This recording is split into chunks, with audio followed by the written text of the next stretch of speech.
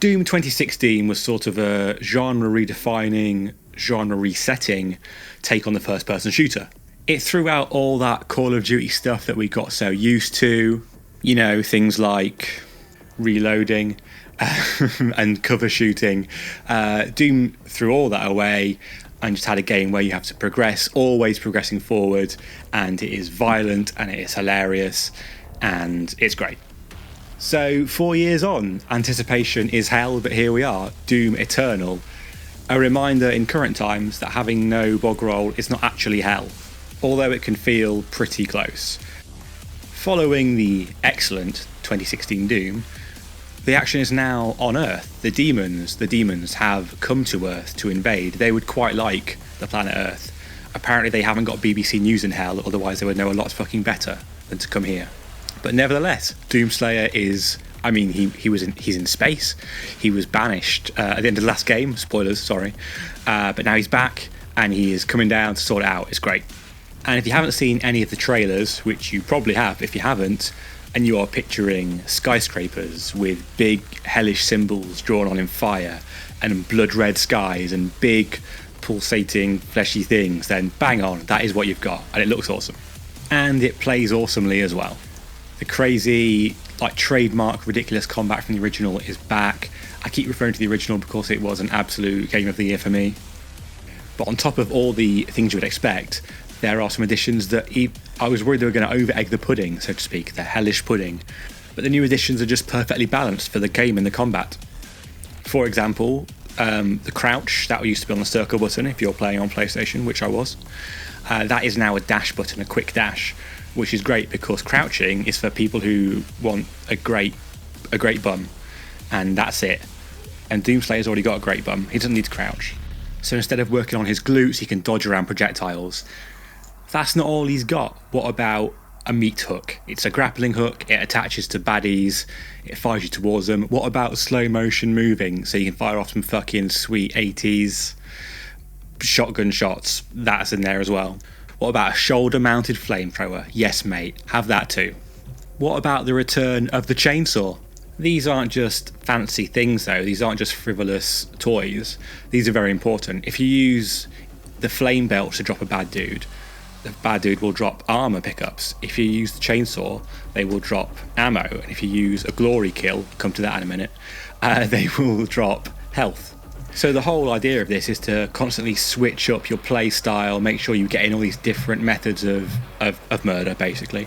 So, right, in order to get your constant supply of, armor, health, ammo, you need to switch between all these things. And it just ensures a big nasty ballet of fire and blood and chainsaws, and it's just wonderful. So the combat is the core of the game and it is excellent, there is no fault there. Some things around the rest of the game I was less impressed with how they have changed or how they've been implemented. So 2016 Doom, there was lore, spelt L-O-R-E, that kind of lore, to it, and there was kind of guidance there if you wanted it. I did not want it. I ignored it like someone coughing in the queue at Subway. Like little hints would pop up like, oh, press the touchpad if you want to know about this demon, or a little tutorial on this weapon.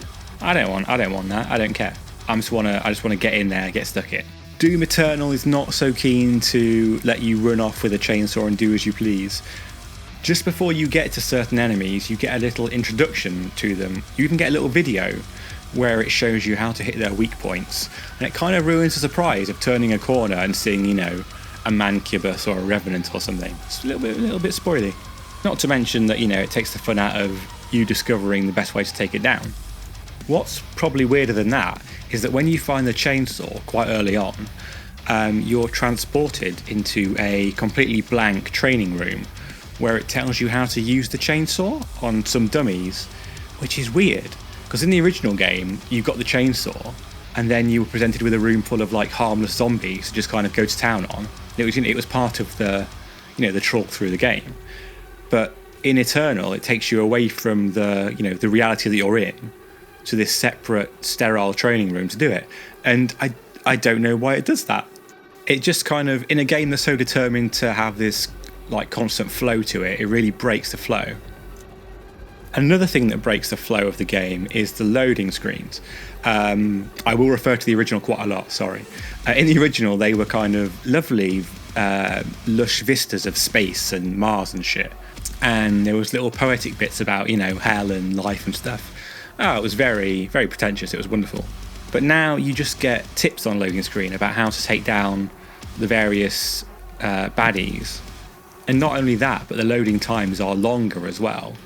It does a little percentage load up, and when it gets to 100, you press X to continue, and then you are sat there for a further 2 or 3 minutes while it still loads. So that might be a thing that gets patched out as the game is released. Obviously, you're playing it pre-release here. But I can only review what I've got, and that's what I've got. There's also a lot more platforming in the game by way of, there's now a mechanic where you can grab onto walls and climb walls like fucking Lara Croft. But yeah, it leads to more platforming, along with the double jump and the dash. It's always fiddly when first-person shooters do platforming a lot. And I can't think of many games where it's really worked. And it doesn't work here. I guess Mirror's Edge, yeah, fine. It doesn't really work here, though. It feels out of place and a bit forced in. My final qualm with new additions is your Doomslayer now has a Doom Blade, which is one of those, how Ezio from Assassin's Creed has a cheeky little blade in his sleeve. He's got one of those. It's called the Doom Blade. And it gets used during glory kills. And the glory kills are kind of like the full stop, the punctuation to the maiming, I suppose, of the bad demons. Like, you do a bit of shooting, and then they get staggered and they start flashing. You move in, you press R3, and you get like a little animation where Doom Guy will do some elaborate, fancy death move. And in the original, they always felt really sort of visceral and sort of funny in a way, because he would just use his fists to kind of just pummel everything, and it was kind of funny. But like now he's got this Doom Blade that gets used quite a lot, and it's a lot cleaner, and I don't like it as much. It's not as entertaining to me. I miss this kind of just hard nut marine just running around punching everything and pulling bits of demons off and shoving them back into the same demon. And you do still get that, but it's not as prevalent, and I liked that a lot. I thought it was hilarious in a kind of Evil Dead, grotesque, gratuitous kind of way. But the core of what made the 2016 reboot great is still very much there. So the combat is perfect. It's been built upon to make it even more perfect. And it still has this kind of great industrial metal soundtrack to it by Mick Gordon. It just makes all the fight scenes so much more intense and so much more cool as well, to just have that underneath while you're shooting away. So I think the moral of the story is here, if you haven't played Doom 2016, then play that first, because it's on everything. It's even on Switch. Everything's on Switch. It's probably very cheap everywhere, and it is wonderful. And if you have played Doom 2016 and you loved it, then get this, because it's pretty much more of the same. As I said, a few things in there, I don't really see why they've done that, but on the whole, that quality shooting is there. The metal is there. The OTT gore is still there. So I'm giving Doom Eternal an 8.5 out of 10, because even I've had my little rant in the middle there, it has still got that excellent Doom combat, that id gunplay, and that can make up for a lot of awkward platforming. If you want a bit more of an in-depth review, go to our website nextgenbase.com and you'll see the written review there. But thanks for watching and listening, whatever you've been doing, and cheers, bye.